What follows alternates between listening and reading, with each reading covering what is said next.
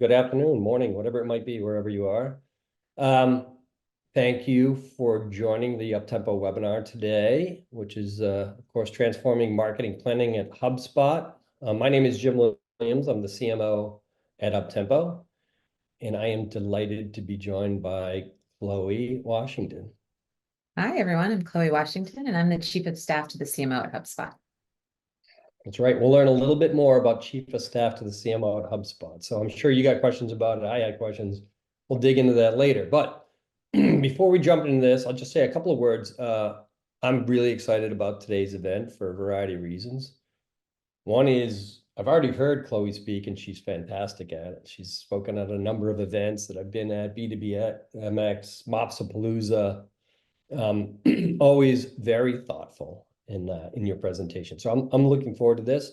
We're of course going to dig into what planning looks like at HubSpot. I posted this, I think, last week, and I've mentioned it before.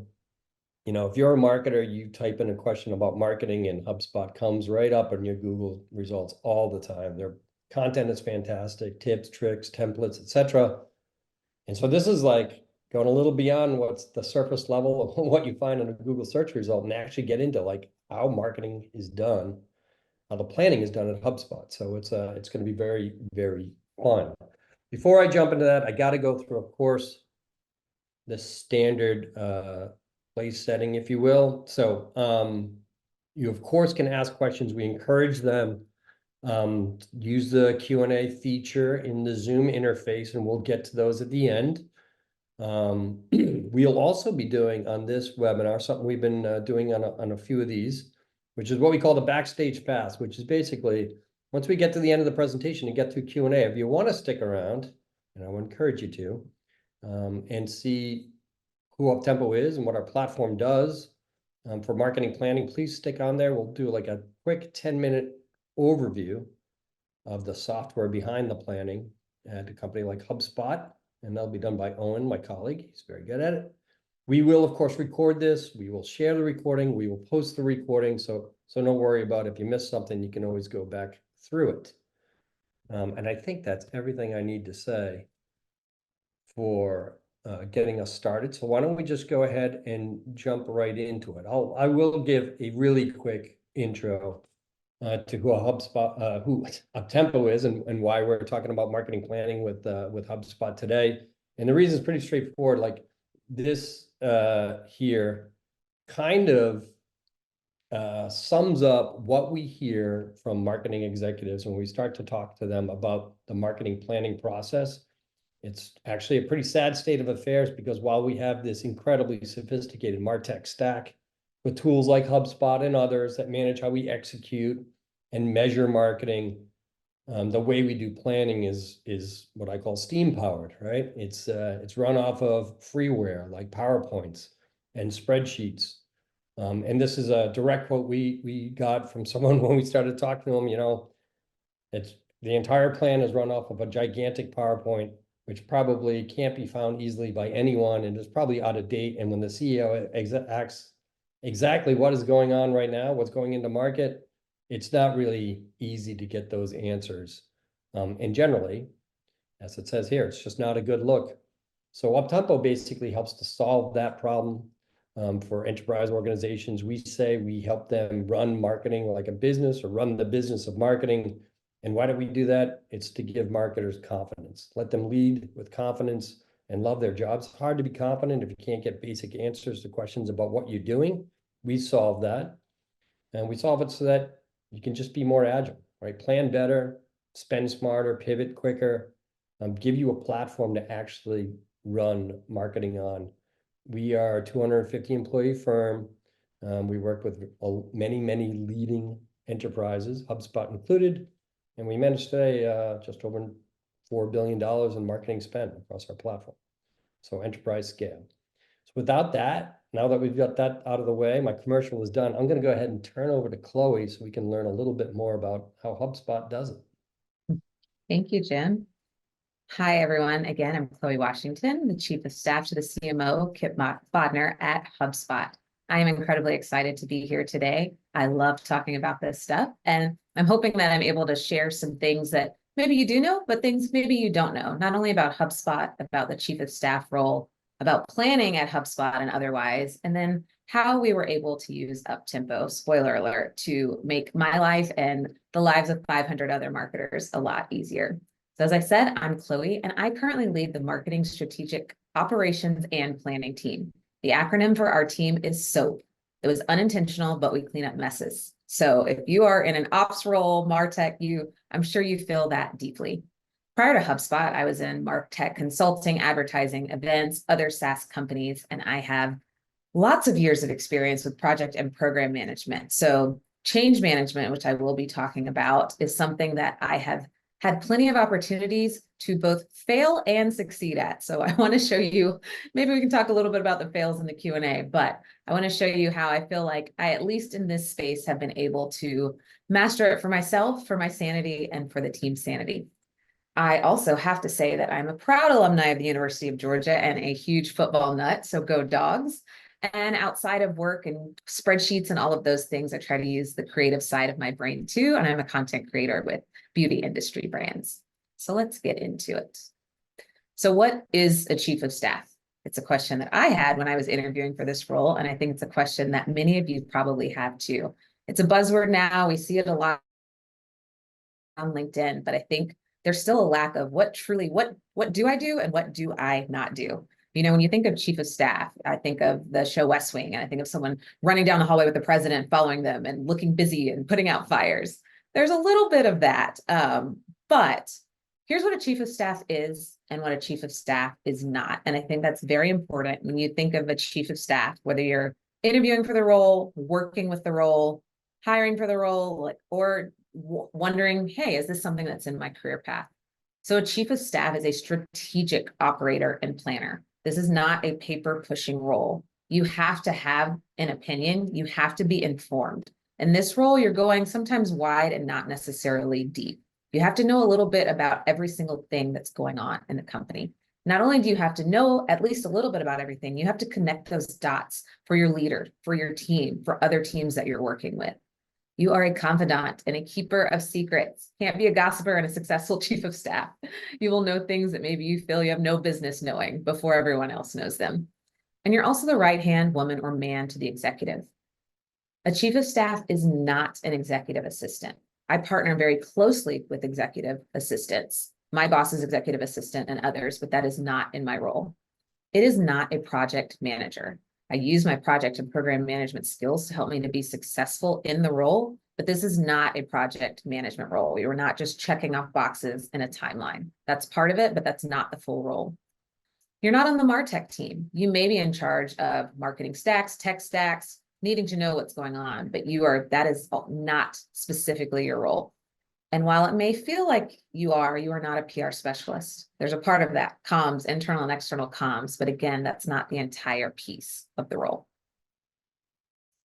So let's talk about planning season, communicating, collaborating, how we do it at HubSpot, and best practices that I, even outside of HubSpot, use when I think about planning season. So here's HubSpot and probably your initial planning cycle.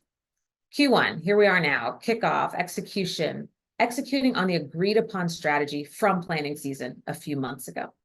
You're moving into Q2 and you're reviewing and refining the short-term and the long-term strategy.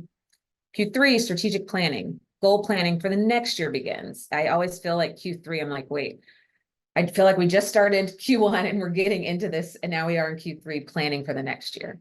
And as you all probably also do, Q4, aligning on the strategic planning and budgets for next year. And you do it again and again and again. But the part that makes this the most successful is that you're constantly iterating, reviewing, and executing on this. So at HubSpot, and hopefully for you all, and something that's worked well for me, when you get to Q2, you can change your mind. If there's something that you executed, a strategy that you had planned for Q1, it's not quite working. Not to say you need to throw it out the window, but maybe you need to refine it. Maybe you need to extend your timeline. Maybe you need to shorten your timeline. It's going so successfully. Why would we make this a 2-year plan? Let's make this a 1-year plan.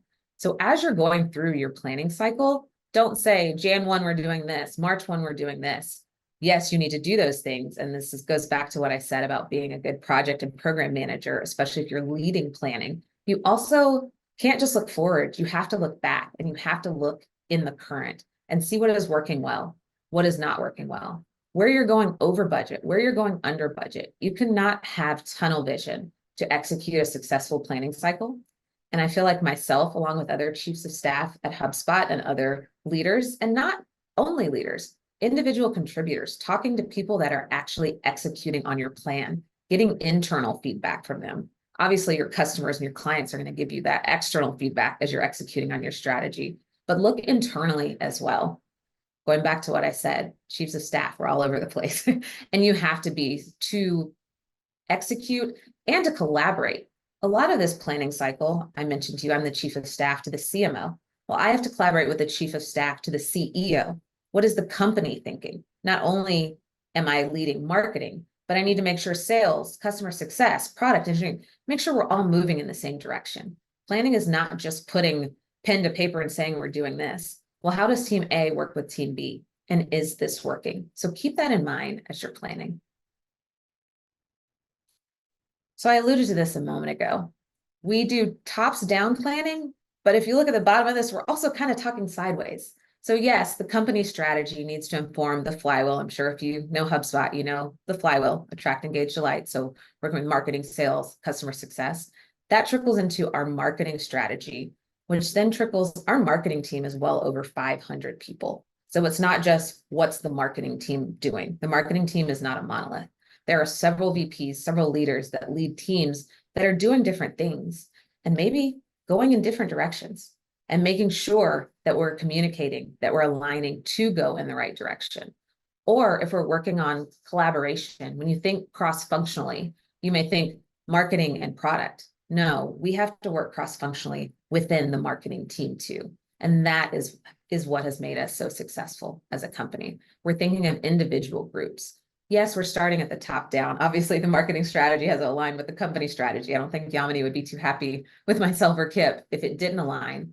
But as you can see at the bottom of this, the C-suite, chief of staff to the CEO, we're all talking in two-way communication. It's not just what, at the company level we want. When you're executing planning and when you're in charge of it, you cannot forget to communicate. The biggest part of planning is collaboration and is communication and making it a two-way street. So let's talk about effective change management. I am certain you can give examples, or you're thinking right now, I know when change management has failed, but I bet it's harder for you to think of change management when it's successful. If change management is seamless, it's successful, but people think of it as an afterthought when it's successful. So let's talk a little bit more about it. So here is the dictionary definition of change management. I want to make sure we're all talking about the same thing as I go through my change management spiel. Change management is the people side of change. It's not just a new process. It's not just implementing a tool. It is also getting the people to align. And frankly, I think that's the hardest part of change, getting the people to do what you want the people to do. So when you're implementing change management, don't forget the people. So here's me and here's change management. Every time I implement change. I've been doing this for a while, but it feels scary every time. I'm the fearless girl, change is the Wall Street bull. But I also, when I think about this picture, think about how this feels for your team.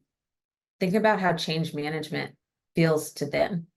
Not only you executing it and implementing change is hard for everyone. And it might not be the most top of mind thing for people in your organization, whatever change you're trying to implement. Maybe they're not necessarily against it, or maybe they are. We'll talk about that a little bit later. But think about how this is impacting them, how this feels like a bull staring them in the face. I mentioned collaboration, I mentioned communication and planning, but also empathy in both planning and change management. Remember, we're talking about not only the process side of it, but the people side of it. So in my role, we do a lot of budgeting. We, being me, do a lot of budgeting. I'm the person that when I send that Slack to people, they're like, is she going to take my budget or is she giving me more budget? So it's the good and the bad. But no matter which side of budget planning you're on, if you're executing it or telling people what their spend is, or if you're spending it, it is painful and you're going to need one of these pills, I'm sure. So what was hard for me and what I found as I was implementing planning and thinking about the change that needed to happen in the organization, finding a single source of truth with the marketing sub teams that I mentioned, our organization of 500 plus people, figuring out their spend.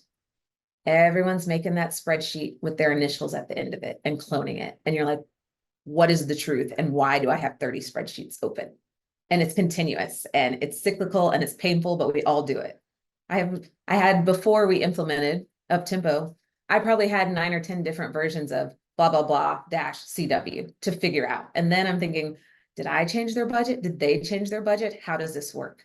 We're in meetings. We've got Slacks back and forth, email trails. I'm trying to figure out the version control of version 14 of this spreadsheet. It caused over and under spending. How can you figure out what you're spending if you have no visibility? The lack of communication led to a lack of trust, not only with the marketing team. We're trying to plan, we're trying to collaborate, we're trying to communicate, but with the finance team. Marketing, what are you doing? You said you were going to spend this. Did you spend this? I don't know. Let me look on version 14 of the spreadsheet in the 5th tab. Like, that's not an effective way to communicate and collaborate. And this is all, I'm talking about change management, and I'm also talking about planning, but they're really in lockstep. Nothing like a planning season for a lot of people to figure out that you need change management and what needs to change. As I said, when you're planning, when you're changing, talk not only to the leadership back and forth, as I said on the slide a few slides ago, talk to your individual contributors, talk to your managers, your senior managers. You have to collaborate at all levels. So as I said, this communication and this lack of trust is not only for the finance team, marketing, what are you doing? But if someone needs, hey, I need to buy this tool, or hey, we need to, set up shop at this event, or can we sponsor this? And you're speaking to your leader, you're like, I don't know if we have the money. Let me get back to you in 2 weeks.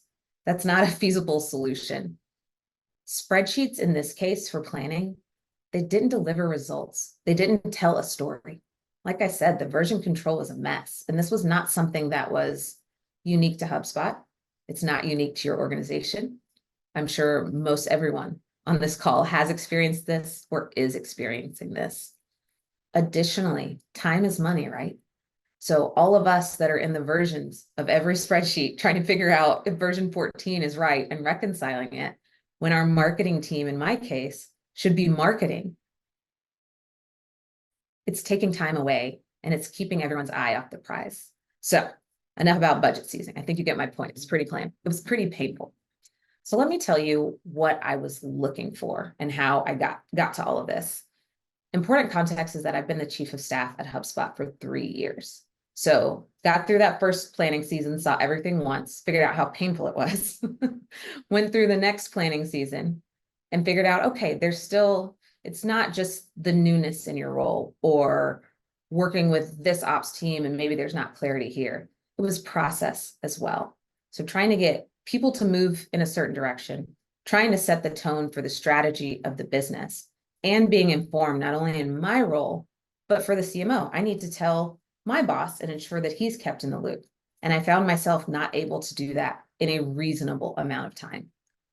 When you're looking to implement change management, especially in relation to planning, think about the friction points. Think about the things that don't make sense. Why should it take me X amount of time, let's say 2 weeks, to update my boss on something that should be simple? Think of those friction points, especially if you're a marketer, especially if you're in charge of budgets. You'll feel the friction, and I'm sure you can think of 1 to 2, maybe 10 examples of what you're living right now.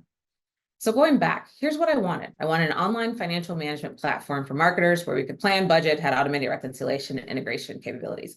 I had my wish list for Santa, basically, and I had 0 experience in implementing a tool. I just assumed somebody's thought of this, right? Someone's figured this out. So the first problem that I had to solve was if this even existed. Sometimes when you're moving along, like I said, planning season, needing to implement change, sometimes the change is unclear, but you had to make a change. And in my case, for 500 plus marketers. So what did I do?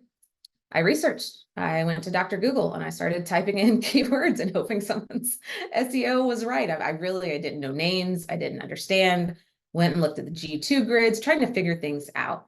And I formulated my initial plan for change. Now, mind you, this was also while we're still actively planning. So everything that I was talking to you about earlier with planning season was still happening and still going full force. But I knew by that time next year, we couldn't be doing this again. And I knew that I had to execute and move quickly while still doing my quote unquote full-time job and doing what I was doing in the first place. I went on a listening tour of impacted groups. I've said it probably 4 times at this point. Talk to everyone at all levels within your organization. If you're continuing to just talk to leaders, directors, they're not always in tune with what the pain points are for those that are more entry level or mid-level in their career. So talk to everyone. I talked to, in this case, the finance team too. What were their pain points? You can't just think about what's in it for me if you're implementing change, but you can be guaranteed that your stakeholders, the people that you're talking to, want to know what's in it for them. So I went on a roadshow. I had 4 or 5 slides, and every time that I talked to someone, I added to it, or I tweaked or modified it, because I wanted to understand what their competing priorities are and the what's in it for them. I wanted people to get excited. I mean, people don't generally get as excited as I do about budgets and spreadsheets and marketing ops stuff, but we had to at least get them on board because this change was essential. And part of when you're implementing a change within an organization, or even if you're implementing planning at an organization, you have to be a little firm. You have to, jumping to the getting out of order, but making a point here. It wasn't an option. I didn't give them an option. Hey, I'm thinking about doing this tool. Maybe we can use this. Maybe we can use your spreadsheet. No. Hey, we have a pain point here. I'm implementing something. I'm still figuring out what it is, what it's called, where we're going with this, but I'm making this change, and this change will happen in the next year. This will be our one source of truth. This will be where our budget is kept. If you want to keep your spreadsheet, go for it. But if you're talking to me about needing money for something, don't send me a spreadsheet. This is how I will respond and how I will work with you. You have to teach people kindly, maybe a little firmly, how to work with you when you're implementing change. What change why the change, going back to what's in it for me. This change is not just for me, Chloe, in my case. This change is for you too. I want to take you away from all the spreadsheets. I want you to focus on being a marketer. And here's how, and here's why. But I was also honest with them that we will have to train. This is going to take you more time initially. There will be a ramp up with this. It doesn't have to be all sunshine and rainbows. You do have to be honest with your stakeholders about what they're getting into. But again, you have to be firm that this is where we're going. This is the plan. And you have to, my favorite phrase, my grandmother says this, stay ready so you don't have to get ready. If you're coming and telling people you're about to completely change their world and rock their world, and here's how, and here's why, you better have answers to their questions. So going on that roadshow, as I said, I continued to update that deck, make sure it catered to each group of people, what was in it for them, but also here's the why, and here's the how as I know it. You can't do this by yourself when you're implementing change. I found my ambassadors, enthusiasts, evangelists, whatever you want to call them. I found people that also got excited about this change that were coming. The same people that are complaining to you about a change that needs to be made. When you're making that change, get them on board with you. Get them to talk to their peers. Get them to talk to their teams about whatever that change is to get them excited. There's no reason for you to do this by yourself. You also may hear back from your ambassadors, whatever you'd like to call them, different feedback from people that may be scared to tell you that feedback. And spoiler alert, it could be good feedback. It could be a very valid reason why they don't want to do this, why we shouldn't do this. You need to not only come with, here's why it's a great idea. You need to understand, what could be a blocker for this? What could be an issue here? And figure out how to mitigate that risk. When I started all of this, I wanted to aim for just the right amount of disruption. I wanted people to reflect and say, okay, I feel the change. I have more time to do other things. It did take me a little bit of time to get it. I was a little bit adverse to this change that was happening, but this change has made my life as a marketer or whatever better, and it has improved my time spent at work. So I would be a little disappointed if people are like, oh yeah, we're using something different. All the work and time that you're putting into this, you want people to understand, and it's not, gold star for you. It's oh, this made a positive impact in my business life. So think about that when you're implementing change. Again, going back to that fearless girl in the bull, this is not easy. If it was easy, everyone would do it effortlessly. But there are certain ways to help make it easier for you and your team as you implement changes. Chloe, sorry, Yes. not to throw you off the game, but I did have a question about this. If you go on your roadshow, Mhm. building that momentum, bringing people up to speed, finding your ambassadors, did you find very different reactions based on the level in the org? Like if you had more senior people versus people that are more front lines? I What's your did. background? Yeah. For different reasons. Those more senior in the org, some were like, oh, we don't have time for this. My team doesn't have time for it. They were very protective of their team, which makes sense. So having to cater to them that actually this will save your team time. Your team can focus on this. I do need dedication from your team for this, but also it will give you visibility as a leader where you're not working in spreadsheets. And then when I hear from more frontline, like, I don't have time for this. I don't care about this training. Here's my version of the spreadsheet. Hey, actually, can I have a one-on-one with you or a mini to one? Hey, let's have office hours. I'd love to chat and hear what you think this is going to take you from in your day-to-day, how you think this is going to impact the way that you're working with your manager. Actually, this will make, I can create a report and, thinking about this example specifically, I can create a report for you in Uptempo. So when you have your one-on-one with your manager, you can just pull this up instead of spending an hour before working on a spreadsheet. So again, going back to that, what's in it for me? But yes, you're spot on, having to cater the message to different levels and different roles.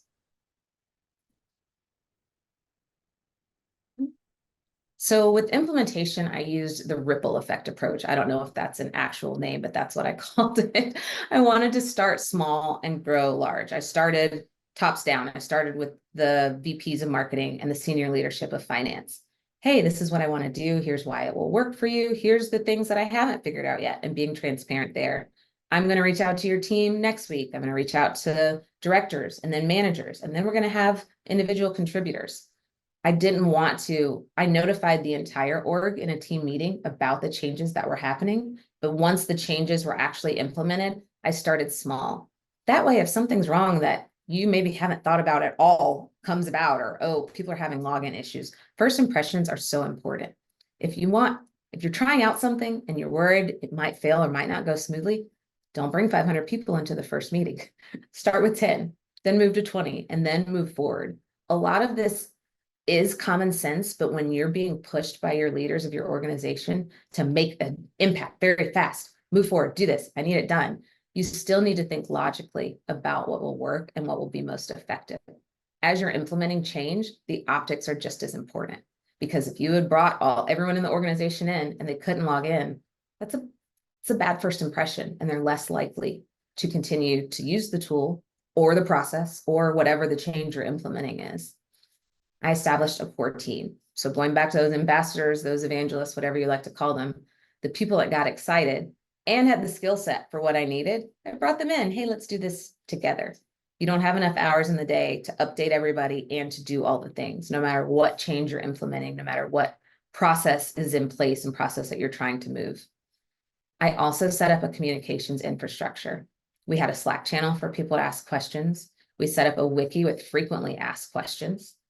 I spoke in the team meeting. I went to individual teams meetings. We had office hours. We continued to communicate it and keep it top of mind. We use Asana at HubSpot. So I had an open Asana project of, here's what Chloe and the core team is doing every week. Look at it or don't, but here it is. Here's the transparency. Here's what we've done. Here's what we're doing next week. Here's our roadmap. And that helped to ease people. They didn't feel like it was a big secret. It didn't have to be buttoned up at every bit of the journey. Hey, here's what I'm working on. And I really broke it into sections: this week, next week, future roadmap, questions that I still have. And allowing people to come into that and allowing them to ask questions that maybe I didn't think about. Again, I'm going to be very clear. I had people that were, I don't want to do this. Okay, well, why don't you want to do this? What is the problem? 9 times out of 10, it was more training that they needed, or more understanding from me, or a one-on-one to say, well, actually, or even compromising. There was one team that got to keep their precious spreadsheet for a month longer than the others because they had a big initiative going on.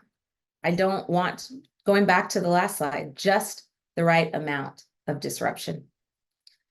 We phased the rollout, not only with the people, not only bringing them in, also with what we were doing with Uptempo, but also integrations. We've gone and we can continuously train and we continuously educate the team. We're working on new processes. Finance and accounting, now that they're in it, oh, we'd love to see this. Can it do that? Yes, it can. Let's change our process and let's communicate. Let's train. Let's not overwhelm people again.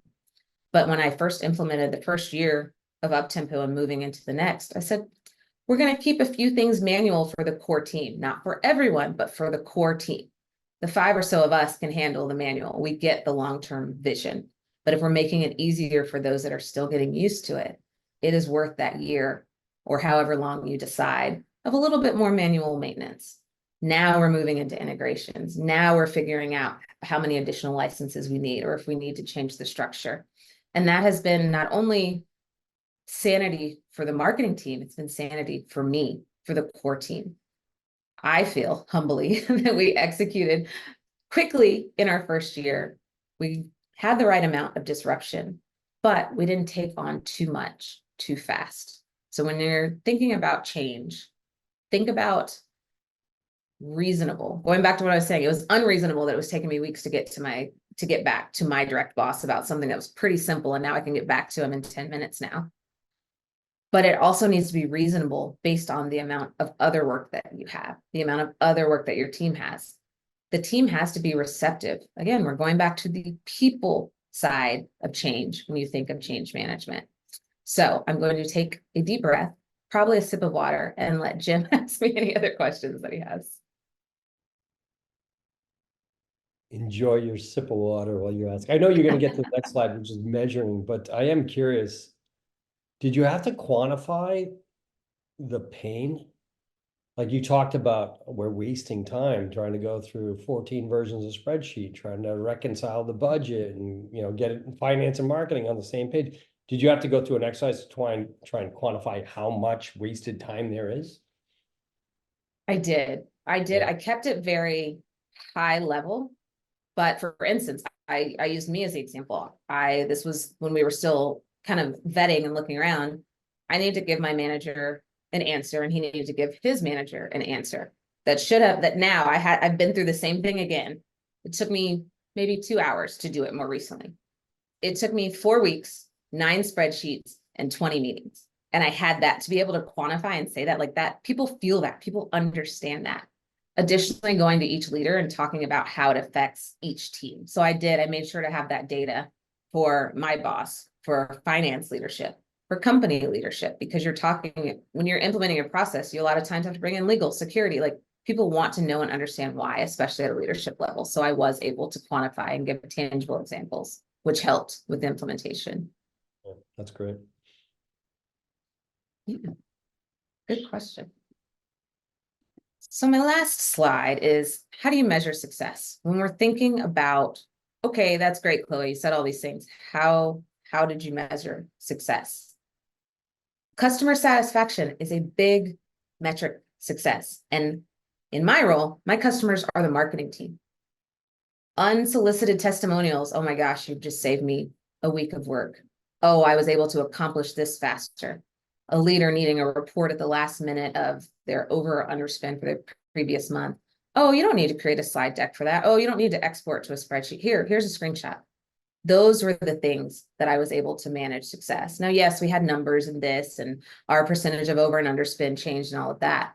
But a lot of the success in this instance was the people success, the marketing team success, the visibility of finance into what marketing is doing, the additional trust that happened between teams.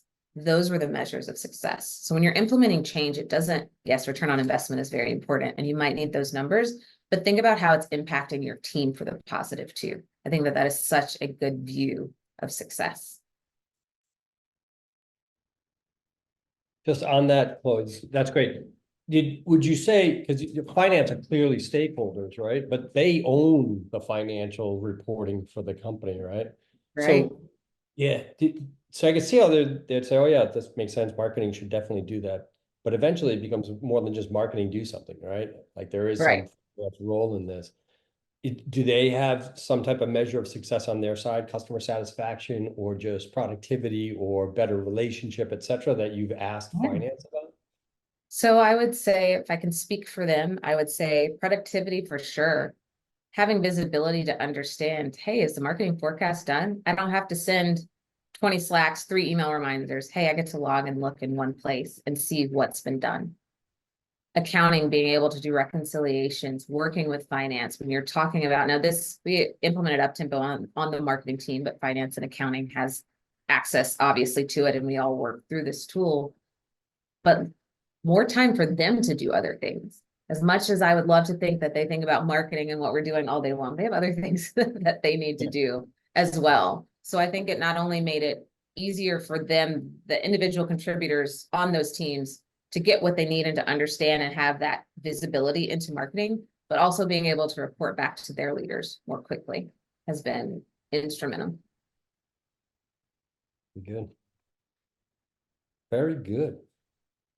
All right, so unless there's more comments, I think we can switch over to Q&A, which that's just, first of all, that's the most comprehensive overview. And you and I have had many conversations about your experience at HubSpot. It's just super comprehensive on all aspects of implementing something like this. So thank you, Chloe. Absolutely. Thank you for having me. You got it. So again, if you have questions, like I did when I interrupted Chloe several times through That's all right. please go ahead and put them into the Q&A feature in the Zoom interface, and I'll just go through them as they come in. There's one in here now, which is pretty interesting because we hear this a lot. So a lot of people are, in this case, person is interested in implementing this kind of change, but does not think they have the right setup or process yet to be able to implement it, right? So no data warehouse, scattered processes, misaligned strategy. What are the fundamentals that you have to have in good order before you even start building a business case for this kind of change? Absolutely. I think that you need buy-in, you need a sponsor, especially if there are other processes and people changes you need to make before you're implementing something.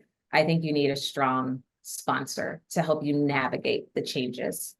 I think you could go ahead and set up, maybe not call it a core working team, but maybe a core, you name it. I'm sure you can think of something alliterative for the team, core collaborators. So you mentioned that there was no data warehouse.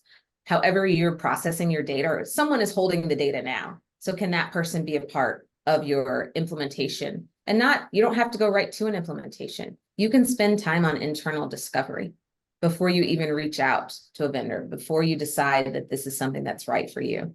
I think if you, with your sponsor and a few others within your organization that have relatable roles and need to be in the know of a change like this, can sit down and figure out not only what you don't have, don't start with what I don't have. What do you have? Where are you in this process? And how much progress can you make in the next few months?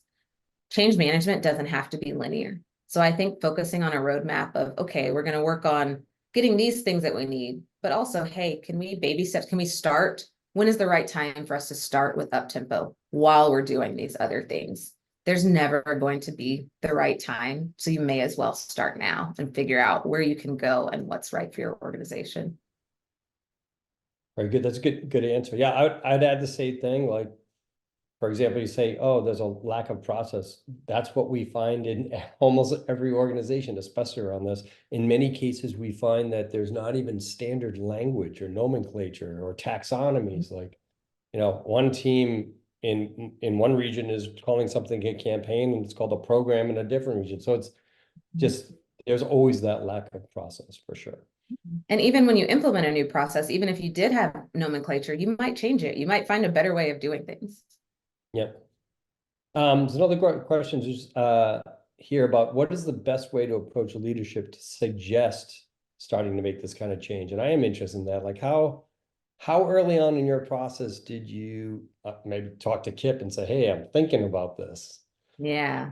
Well, it was part of, when he hired me, part of it was to fix the marketing operating model, figure out technology. I have deep experience on implementing technology to help fix things and to make things more seamless, create visibility. But that roadshow deck that I talked about, the very first version of that was slides for Kip. I took the emotion out of it. I didn't say, I'm so stressed out. I can't figure anything out. I'm looking at 30 spreadsheets. It's, hey, I've noticed that there's a recurring pattern within the marketing organization, myself included. And here's the amount of time it's taking people to do things. When shouldn't we enable marketers to market? Again, the what's in it for me. So when you're speaking to your leaders, or if you have a skip level, you can bring obviously your own leader and you don't want to go around your manager. But if you have the opportunity and a cadence of skip levels, maybe you have a meeting with your manager and your manager's boss, but make sure that you have a few slides together and take the emotion out of it. Come with facts in your initial conversation, and that will help you move forward. Very good. I am taking special note of the language used. Hey, I happen to notice, wouldn't Right. it? Yeah, that's good. Exactly. Question here. How do you coordinate your efforts with your team in strategy and ops? Mhm. How do your project program managers support your efforts beyond yourself? Talk a bit about your team structure, facilitation, and growth within HubSpot and marketing. Absolutely. So as I mentioned, the strategic ops and planning team, the SOAP team, I have 2 direct reports. And then there are several people that I dotted line work with. So within my own organization, I have someone that is a senior program manager that helps with planning, facilitating that transparency, understanding, oh, here's the HubSpot strategy that ties to the flywheel, that ties to marketing, as I mentioned earlier in this conversation. And then I have another financial manager that not only understands our budget and everything that's going on with that and our strategy, understands our budget and understands our strategy. So she partners with specifically leaders, probably director and VP level, to manage the tactical, the over and the under spending. Oh, you have a deadline. Oh, do we need to reallocate funds? While my program manager is looking at Uptempo and looking at our other processes and strategy of, this leader's asking for this report a lot. I don't think that we have that report. Let me update this.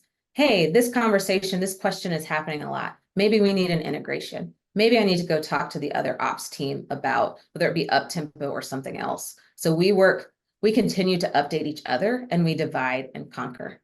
So we each have peers throughout the organization. So for instance, my financial know-it-all, she knows all the things. She has a financial background. She's not only am I talking to finance and accounting, she is on the day-to-day too and understanding what's going on.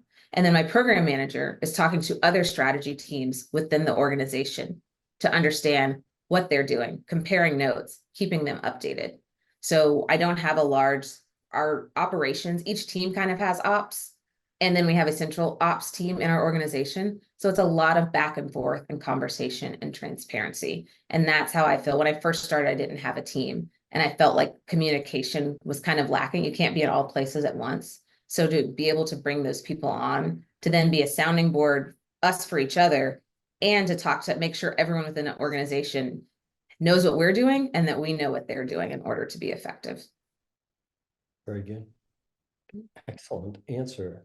I got one more. I know we're almost done here, but I'm just really curious. You're kind of moving in, you called us moving into phase 2, the integration phase. Can you talk a little bit more about what's involved in that phase, and do the stakeholders change, and do the objections, do you anticipate the objections changing? What happens when you go to actually integrate this with financial systems? Yes, so this will be more, the stakeholders will change. The core team will turn into the stakeholders.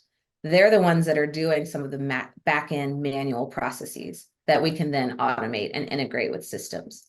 So we'll have to get the security team involved again, the legal team involved. Obviously, we're a publicly traded company. We have to make sure that, we check all of the boxes.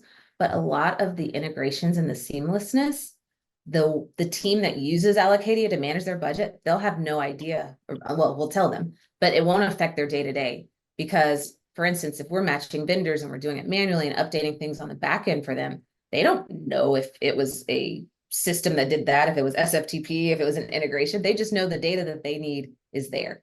So now it's time to say thank you to the core team and the people that have really been working behind the scenes. They are now the people that I'm interviewing and asking and figuring out a roadmap, figuring out my budget for, so that they can get back. I'm enabling marketers to market, but I want to enable the core team to do the other parts of their job more effectively and allow them to still use the new tool, the new process to do their jobs more effectively, but to focus on other things. Very good. And just as a reminder that the primary use case on integration is for marketers to automate the PO to actual so they can see at any given time exactly what they have in their budget. That's right, from financial Right. systems. Okay. Exactly. And new vendor setup, maybe that takes a day or two because we're doing that manually. Having that as soon as a vendor is set up, okay, you can see it and you can reflect it in the tool immediately. Amazing. All right. Chloe, that was fantastic. It was more than we could ask for, to be honest with you. Very comprehensive. So thank you. I put a lot of time in that, a lot of prep. It's more than I've heard you talk about before. So thank you. Thank you. What we're going to do now is move on to what we call the backstage pass, if you will. And this is just getting a little deeper into what is the tool itself. Like what is this tool that Chloe has referred to. There was a ton of talk about change management and implementation, bringing along stakeholders and users and everything else. But at the end of the day, sometimes people are like, okay, well, what is this software? So in order to do that, this is about a 10 to 15 minute overview of the software platform, the Uptempo software platform. And Owen, my friend and colleague, is going to take over and walk us through that. Thanks, Thank Owen. you very much. Thank you very much, Jim. Let me just bring up my screen here. Thank you very much for having me. Chloe, that was amazing. It was amazing to get that level of insight into your current process at HubSpot. And it's a typical use case when it comes to the kind of customers that we bring on. And it's great to hear your opinions and your views. So let's do a quick overview of the solution. And we're going to pay particular attention to the planning phases within the solution. I'm going to refer very quickly to the left-hand menu here with all our different modules. And this refers to, the implementation of, a modular-based solution. When you're ready to bring on different modules like, budgets, activities, investments, or insights, they're all available. For now, we're going to start here with the insights. And this is an example of the kind of valuable insights our customers are getting from the solution. No two websites look the same. Each organization has unique KPIs, goals, plannings, and OKRs, but they can all be visualized here within our embedded BI tool. For our fictitious company here, our Green Tech B2B Solus, here are some of the dashboards that we've created for them. They needed to see what was their investment target, what was the budget that was allocated to their teams, how are they currently sitting in terms of their plans. Where do they need to make adjustments? How far are they in terms of completion of these plans? We can break it down by the different teams, the different investment buckets. And this is where we can start to break it down by the different attributes as well that are important for their organization. In terms of our planning, how much are we leaning in terms of reputation objectives and maybe in terms of sales enablement? This creates a dynamic and collaborative environment when it comes to building out those plans. Now we have a live view into where we're directing our plans and where we need to redirect them. As Chloe alluded to, planning can be a continuous process. They don't just get locked down at the start of the year. When we have a live view and a live outlook at everything, we can start to build out the plans and kind of start to restructure them.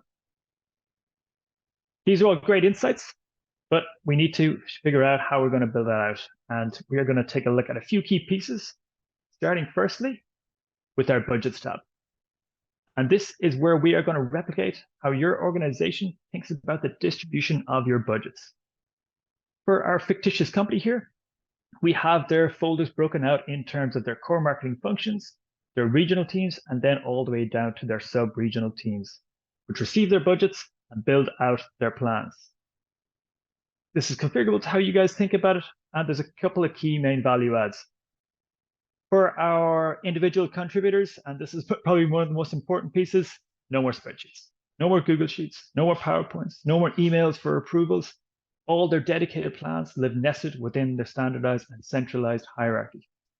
For our operational leaders, this is where we can start to manage all the different things we do as operational leaders, things like managing custom settings and master settings, currencies, managing users, what parts of the platform needs to be edited. In terms of our marketing leaders, this is where we can start to distribute our budgets down throughout the teams for our American regions, and then all the way down to our investment plans. However, also for our marketing leaders, because we've standardized and centralized this, now we can get roll-ups to all our plans. Now we can get a very high-level look at our field marketing team here, for an example, our regional teams, then all the way down to the sub-regional teams. And now we have that quick insight into our plans. Awesome. Budgets have been allocated, and now we can get ready to start planning. I'm going to shift over here to one of our workspaces, and we're going to take a deeper dive into our North American team. Here we have access to all the different plans that we have access to using our Manage User section. Different views, and the ability to group and to filter by different scenarios and forecasts, which we'll get to. But I want to pay special attention here to all the different events and ABMs and enablement programs. These are the activities that the organization here is starting to run. Marketing leaders have the ability to design their own categories and subcategories. This has to be individual for each department. As a field marketing organization, you need to be able to break down your folders and your subfolders in a way that makes sense for field marketing. Digital teams need to be able to do that for their ways as well.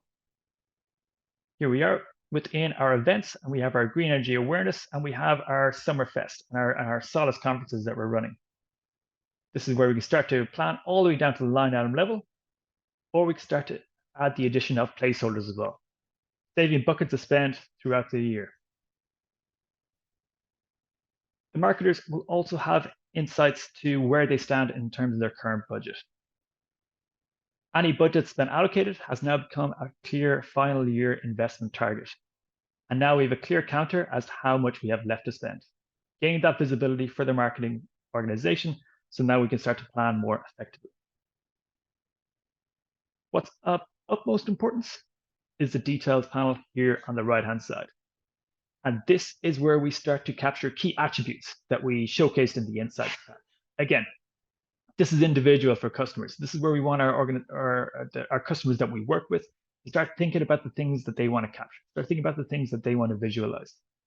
Here we have an investment breakdown where it starts to feed into the different cost centers and the different GL codes. We can have information icons, guardrails, dependencies. What we want to do is we want one place to plan, a system of record for our marketers. No more double clicks, no more duplicative efforts. Everything that lives here can be fed off into different systems and can all be captured and visualized within the solution. So we have our investment plans made. All our attributes are all captured. Maybe we want to send them off for a plan approval. This can happen here as well.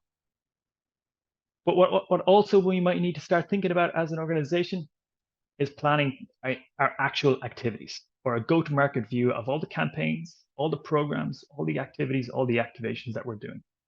And this is where we can do that here in the activity section. For our fictitious company, these are the 4 marketing plans that they're running, all broken down in this interactive calendar. So we can drag and drop all the different activities. And again, we can start to capture key metadata here in this pop-up panel. Unique metadata capturing at unique stages of the hierarchy. So our plan level, our campaign level, we're capturing key attributes, our program level, and then all the way down to the actual tactics that we're running.